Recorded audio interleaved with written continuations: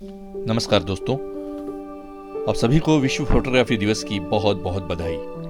मित्रों, आज मैं आपको इस दिन पर एक ऐसे खास फोटोग्राफर से मिलवाने जा रहा हूं जिसने पिछले दिनों फोटोग्राफी के अपने जुनून के साथ साथ एक खास तरह का काम किया है, और वो काम है तितलियों को बचाने का। तितलियों के पूरे जीवन चक्र को फिल्माने के दौरान इन्हें कुछ अलग तरह से प्रेरणा मिली और इन्होंने उनके अंडे, उनके कैटरपिलर, इन सबको एक सुरक्षित पनाह देकर उन्हें विकसित होने का पूरा मौका दिया है। आज तक लगभग 75 से ज़्यादा तितलियों को ये पूर्ण रूप से विकसित होकर उनके प्राकृतिक वातावरण में जाने के लिए सुरक्षित माहौल दे चुके हैं। तो मैं यदि इनके घर को तितलियों का नर्सिंग होम कहूँ तो अतिशयोक्ति नहीं होगी। तो आइए मिलते हैं सुबोध नातू से। सुबोध नातू को पूर्व राष्ट्रपति डॉक्टर शंकर दयाल शर्मा ने इनके एक साक्षरता के फोटो को लेकर राष्ट्रीय स्तर पर पुरस्कृत भी किया है।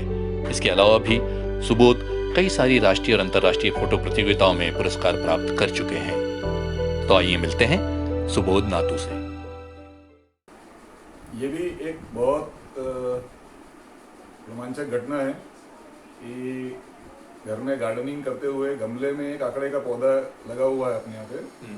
तो वाटरिंग करते करते करते एक दिन उसमें कुछ ऐसे फूल जैसे दिखे, तो पहले नज़र उस पर गई और उसको अनदेखा कर दिया। बस उस पर फ़र्क यही था कि शाम की लाइट में उस पर एक्सपोजर बहुत अच्छा मिल रहा था, तो थोड़ा सा फोटोग्राफी का इंटरेस्ट हुआ, लेकिन उस दिन उसको अनदेखी करके छोड़ दिया। अगले दिन हमारी बिटिया ने आके मुझे बताया कि देखो वहाँ पे कितनी अच्छी सुंदर इल्लियाँ हैं उस पर। तो जब वो इल्लियों पे नजर गई तो देखा कलरफुल इल्लियाँ 2-3 उस पर घूम रही थी और सनलाइट भी उस पर बहुत अच्छी आ रही थी। तो फोटोग्राफी का कीड़ा उसमें जागा वो इल्लियों को देखते हुए जी। और जब फोटोग्राफी के लिए मैंने उसको वहाँ पे जब चेक किया तो देखा तो बहुत सुंदर इल्लियाँ थी, और वो जो फूल जैसे वो दिख रहे थे वो एक्चुअली कोकून थे। उसके बाद में नेक्स्ट डे जब मैंने देखा तो वो तितलियाँ 2-3-4 तितलियों में से कुछ 1-2 इल्लियाँ उसमें कम हो गई थी। तो पहले मुझे लगा कि मैं तो सिर्फ फोटोग्राफी के इंटरेस्ट में कि वो इल्लियाँ बहुत सुंदर दिख रही है। तो सबसे इंटरेस्टिंग बात ये थी कि वो इल्लियों की सुंदरता को लेके जो फोटोग्राफी मैंने शुरू की थी, तो उनको वो गमला उनको सेव करने के लिए वो इल्लियों को कहीं दूसरे चिड़िया ना खा जाए, और वो गमला मैंने अंदर रखा और वहाँ मैंने फोटोग्राफी शुरू की। पहले तो डे लाइट में सनसेट के टाइम पे डायरेक्ट सनलाइट और उसमें उनके कुछ शूट हुए, और फिर उनको नेक्स्ट डे और शूट करेंगे करके उसको मैंने वो गमले को अंदर रखा। और फिर जब उसको मैंने ऑब्जर्वेशन में रखा 2 दिन उनको सब लाइट और इसमें शूट किया, तो फिर उसमें 1-2 जो कोकून भी लगे हुए थे, तो कोकून के डेवलपमेंट तो फिर मेरे को इंटरेस्ट जागा उसमें। मैंने जब इस पर देखा 2 दिन बाद, तो उसमें से एक कोकून में से एक तितली निकली जो डेवलप हो चुका था। अरे वाह। तो मुझे जाके मालूम पड़ा कि ये कोकून तितलियों के हैं और इसमें से ये डेवलपमेंट जो हो रहा है ये तितलियों का है। तो उसके लिए फिर मैंने उनको प्रॉपरली घर में सेव किया और उनके सारे डेवलपमेंट एक एक धीरे धीरे उनको शूट करता था। ये भी एक इंटरेस्टिंग कहानी है इसमें कि पहले तो जो कोकून और कलरफुल इल्लियाँ मुझे मिली थी, पहले तो पूरे 15 दिन मेरा शूट उस पर चलता रहा। और ये एक रिवर्स स्टोरी है कि उन इल्लियों को डेवलपमेंट में, और पहले मैं हर चीज़ मिस करता गया। एक इल्ली जो कलरफुल उसके डेवलपमेंट के जो समय रहता है उसको पूरा लेने के बाद कोकून कन्वर्शन होता है उसका। तो वो जब कन्वर्ट हुई तो वो सब मैंने फोटोग्राफी के लिए मिस कर चुका था। लेकिन फिर मुझे ध्यान में आया रही ये सब होता है, कैसे होता है ना, उसके टाइमिंग भी कुछ मालूम नहीं थे, लेकिन फिर वो धीरे धीरे उसके टाइमिंग मुझे नॉलेज में आने लगे। और फिर अगली 2 इल्लियों को मैंने उनके उस टाइमिंग के हिसाब से कोकून कन्वर्शन और उसमें जब सारा शूट किया, कवरेज किया उसका, तो फिर वो बातें आगे बढ़ती गई।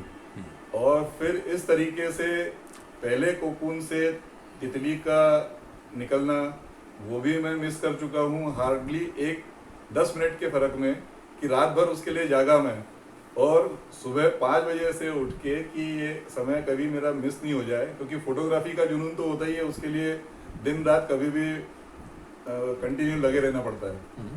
और उसी इंटरेस्ट में जब सुबह 5 बजे उठ के भी मैं सिर्फ ब्रश करने के लिए वो 10 मिनट के लिए बाजू में गया और ब्रश करके वापस आया, तो उतने 10 मिनट के पीरियड में वो तितली कोकून से बाहर आ चुकी थी।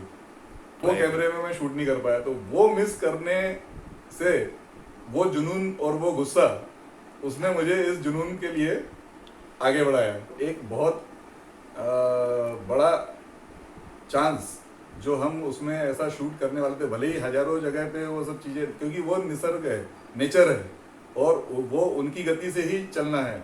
हम अपने लिए उनको नहीं बदल सकते, उनके गति से हमें चलना है। क्या बात है, या उनके लिए हमें अपना टाइम स्पेंड करना है। बहुत बढ़िया। तो वो होने के बाद में फिर अगली स्टेप जो आई कि एग्जैक्टली इनका डेवलपमेंट जो होता है, इसमें 2-3 प्रकार की तितलियां होती है जो जनरली हमारे घरों में आसपास पाई जाती है। उसमें से एक जो पहले ये शूट हुए थे, ये थे मेरे कलरफुल इल्लियों के, जो जिसको अपन कहते हैं कि वो थे मोनार्क। वो तितलियां जो डेवलप होती है वो मोनार्क होती हैं। और उसमें ही एक और होती है कि जो मॉर्मोन होती है। और थर्ड जो होती है वो होती है लेमन ट्री, लेमन बटरफ्लाई। तो लेमन ट्री बटरफ्लाई जो होती है वो ऑलरेडी नींबू के पेड़ पे ही डेवलप होती हैं जी। और ये बाकी जो होती हैं ये आपके आकड़े के पौधे या आपके मीठा नीम या आपके जासवंत का पौधा, इनके ऊपर बाकी मोनार्क और मॉर्मोन इनके डेवलपमेंट होते हैं। तो वो डिफरेंशिएट मेरे को उन सब बातों से हुआ कि इनके डेवलपमेंट जब एक दूसरा लार्वा, उसका कैटरपिलर उन पत्तियों को नहीं खा रहा था जिनको मोनार्क के कैटरपिलर खा रहे थे और अपना डेवलपमेंट कर रहे थे। सभी का समय चक्र अलग अलग होता है और उनके अलग अलग स्टेज भी होते हैं। जैसे मोनार्क तितलियों की 2 ही स्टेज होती है। वो लिटिल चैम जो होता है वो डेवलप होते हुए बड़े कैटरपिलर तक पहुंचता है और वहां से फिर वो कोकून में डेवलप होता है। आपने एक शब्द उपयोग किया है कि लिटिल चैम।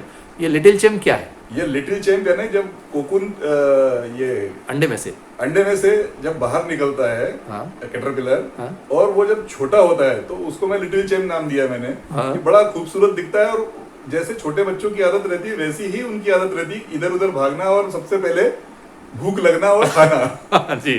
वो पैदा होते से ही खाना शुरू कर देते। इसकी सारी इंटरेस्टिंग स्टोरी मैंने बाद में उसके डेवलपमेंट में होते होते सीखी। हाँ। और ये सारा पार्ट जो आगे जाके कन्वर्ट हुआ कि अंडे से कैसे तितली तक अपने को डेवलपमेंट मिलता है, ये जाके मिला कि जब ये इल्लियां मुझे पौधे पे मिली तो ये इल्लियां उस पे आई कहाँ से और पैदा होके हमको पहले क्यों नहीं दिखी। तो जब उसके मतलब ये रिवर्स स्टोरी शुरू हुई कि तितली के डेवलपमेंट से फिर मैं अंडे तक पहुंचे। हाँ, कि इसके अंडे कहाँ पे। फिर मैंने वो पौधों पे उसको छानबीन शुरू की। 2 माइक्रो। ये कैसे अंदाज हुआ कि इस पत्ती पे अंडा हो सकता है या इस जगह पे अंडा मिल सकता है? क्योंकि इनका डेवलपमेंट उसी पौधे पे हुआ था, तो आगे भी यदि ये उस पे अपने को मिल रही हैं। नहीं, यानी किसी तितली को आपने आके अंडा देते हुए वहां देखा? नहीं, उसको वहां से ना मिलते हुए वही खोज मेरे को आगे तक लेके गई कि तितलियां चलो ठीक है उस पे आ गई, लेकिन ये इल्लियां जो पैदा हुई इस पे, ये कहीं ना कहीं से तो डायरेक्ट इल्लियां तो पैदा नहीं होंगी जी। कहीं अंडे से उस डेवलपमेंट उसका हुआ होगा, या तितलियां इसको कैसे प्रोड्यूस करती हैं, या डायरेक्ट कैटरपिलर छोटे इसको पैदा करती हैं।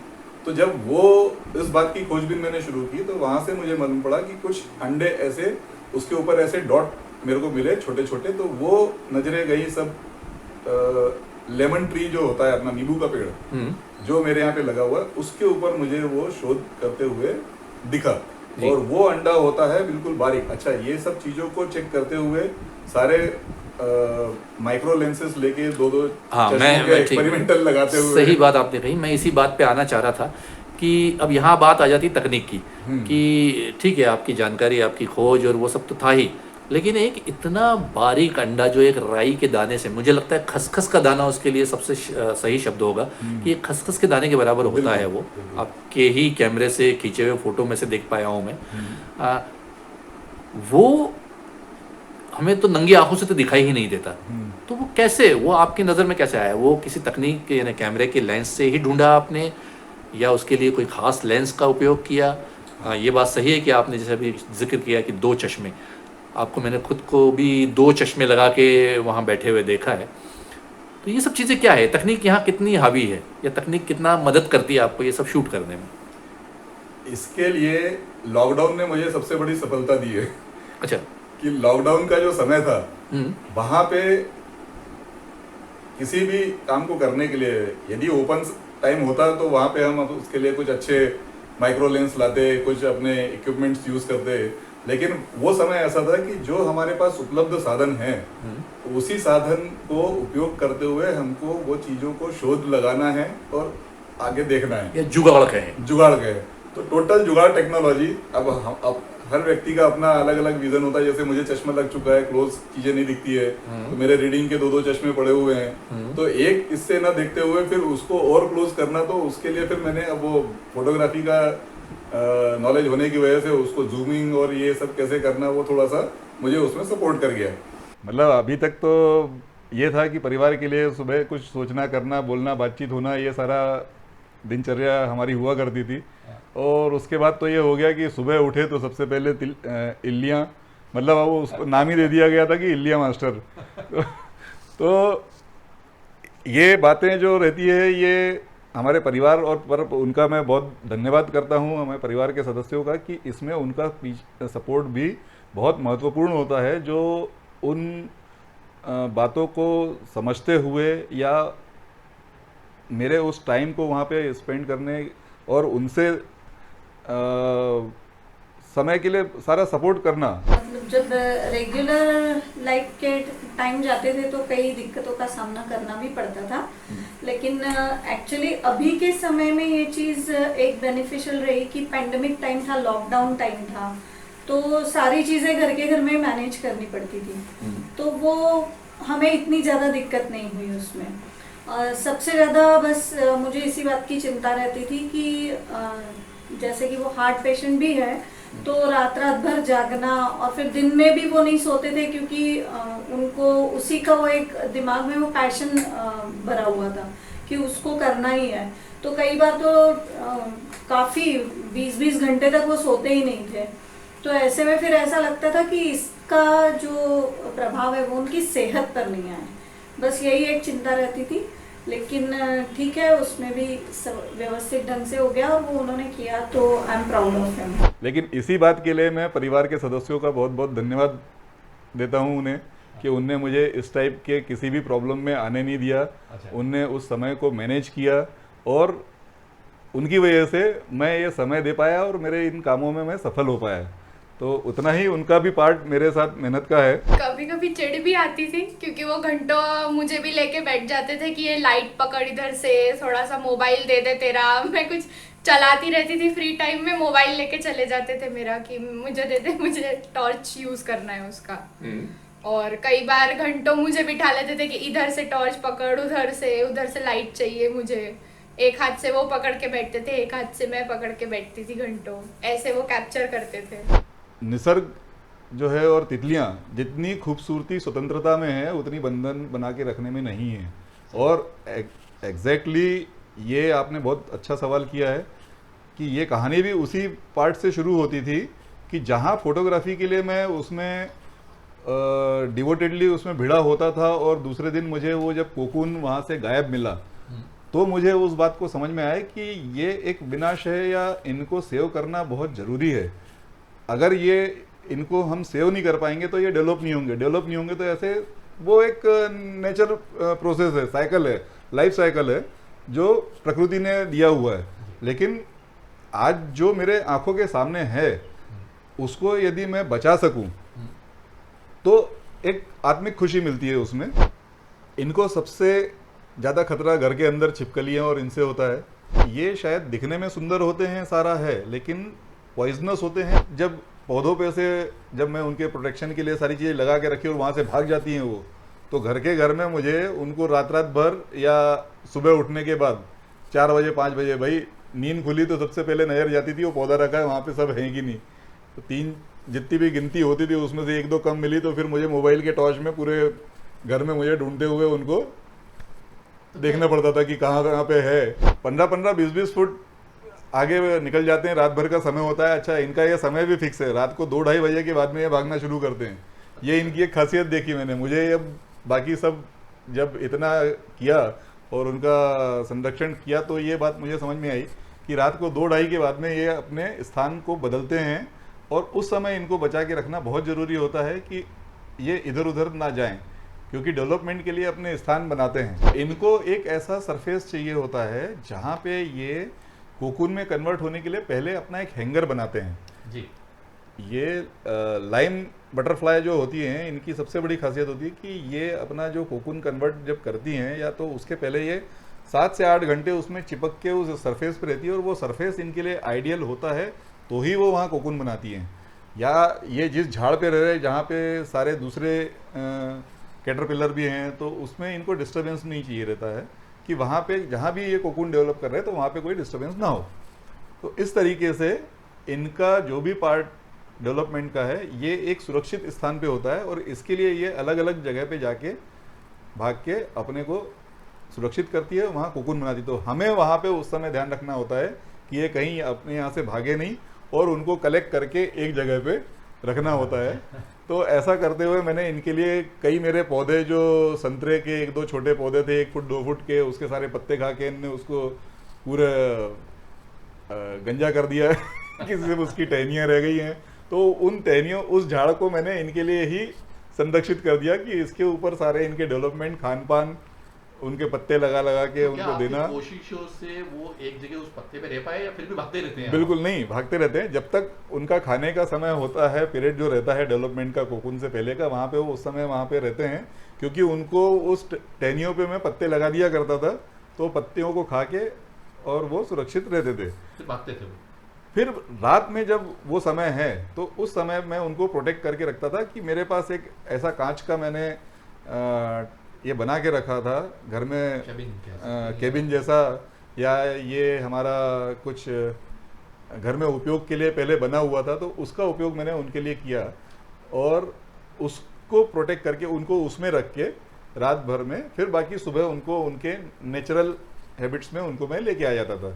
तो इस तरीके से मैंने उनको बचा बचा के कोकून कन्वर्शन तक उनको मैंने सेव किया और जब कोकून कन्वर्शन उनका हो जाता है तो उसके बाद हम सेफ होते हैं, वो भी सेफ होते हैं। कैटरपिलर जो कोकून में कन्वर्ट होता है ये 8 से 10 घंटे का समय लेता है और 8 से 10 घंटे के समय के बाद में फिर ये 9 से 10 दिन में बटरफ्लाई में कन्वर्ट होता है। अच्छा। और फिर 10वें दिन 9वें दिन 10वें दिन ये उसको कोकून से बटरफ्लाई बाहर आ जाती है और अपने स्वतंत्र इसमें विचरण करती हैं। बहुत बहुत धन्यवाद सुबोध जी, बहुत अच्छी बात आपने बताई है। मैं एक चीज़ ये भी कहना चाहूँगा कि हमारे यहाँ एक होलकर कॉलेज है, कुछ और भी साइंस कॉलेजेस है जहाँ पे बॉटनिकल गार्डन भी बने हुए हैं और शायद वहाँ छात्रों को थ्योरी के रूप में तो पढ़ाया जाता है लेकिन मुझे पक्का पता नहीं है, लेकिन शायद प्रैक्टिकल इतना ज़्यादा प्रैक्टिकल तो वो बच्चे भी नहीं कर पाते होंगे कि वो तितलियों के बारे में इतने विस्तार से जान सके या उनके लाइफ साइकिल को इतने गहराई से समझ सके। तो आपका ये शोध शायद उनके लिए भी बहुत मददगार होगा।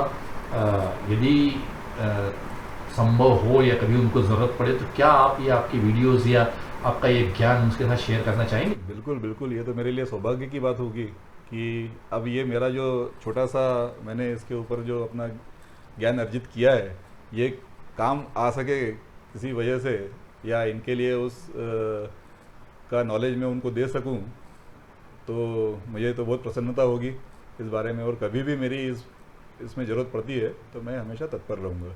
बहुत बहुत धन्यवाद। धन्यवाद पुनः एक दिलीप बार जी, विश्व फोटोग्राफी दिवस की बधाई।